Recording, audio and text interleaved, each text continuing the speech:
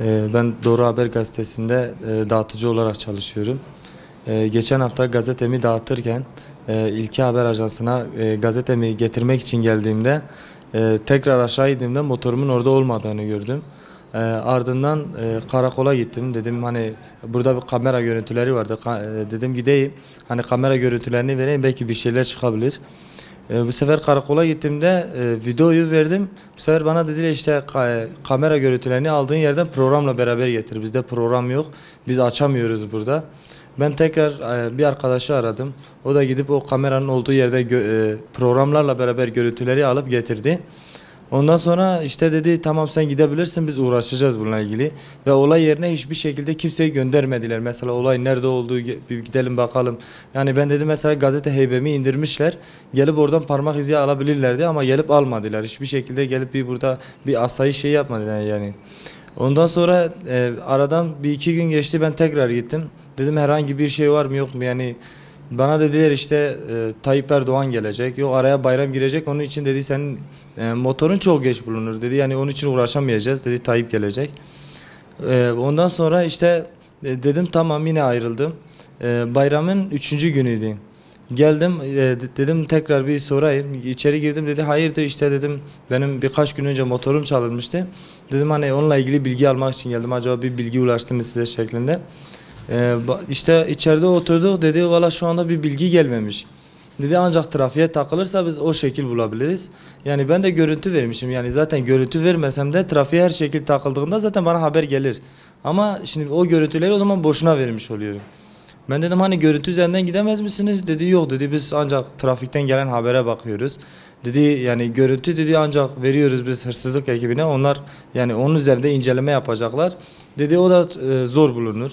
Ben dedim hani isteseniz yani mesela görüntülerde fotoğrafını çıkarsanız zaten sizin yanınızda yani mutlaka bellidir. Nerededirler, kişilerin yerleri belli olur sonuçta görüntü çıktıktan sonra. Bana dedi ya sen çok film izliyorsun.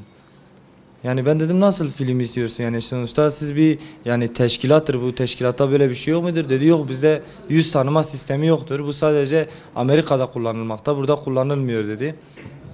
Yani işte ondan sonra tutanak tutarken bana dedi işte hani eğer hırsız yakalanırsa anlaşmak ister misin? Ben dedim yani anlaşmak istemiyorum, yani biraz bana bu soru biraz tuhaf da geldi. Sonuçta daha yakalanmadan hani anlaşmak ister misin? Biraz yani nasıl bir anlaşma sonuçta? Ben dedim yok ben anlaşmak istemiyorum, yani sonuçta nedirse hakkı odur, yani motorumu getirsin. O şekilde işte ondan sonra dedi yüz tanıma sistemi burada yok, sadece orada var. Yani benim demek istediklerim hani o hırsızlığın olduğu olay yerine hiçbir şekilde kimseyi gönderip bir inceleme yapmadılar. Yani o heybenin üzerine parmak izi alınsaydı belki iş daha kolay olabilirdi. Ondan sonra işte diyor Tayyip Erdoğan yani o geleceği için bir de bayram araya gireceği için biz uğraşamayacağız. Yani zaten oradaki gittiğimde tavırları çok farklıydı. Yani böyle hani önemsemiyorlardı.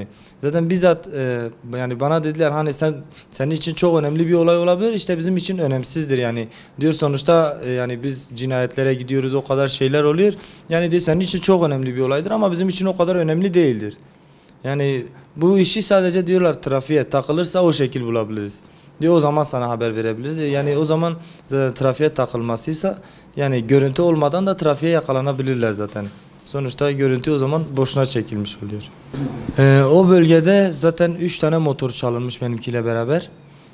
Benimkiyle beraber 3 tane motor çalınmış. Yani aynı kişiler çalmış ve aynı şekilde yine şikayette bulunmuş ama hiçbir şekilde yani bununla ilgili bir araştırma yapılmamış. Yani ben tahminimce yani bunu da aynı şekilde kapatmaya çalıştılar. Yani ama sonuçta ben bu motorla ailemi geçindiriyorum. Bu benim için önemlidir. Ben bunun peşini de bırakmam yani. Bu motor bulunacak.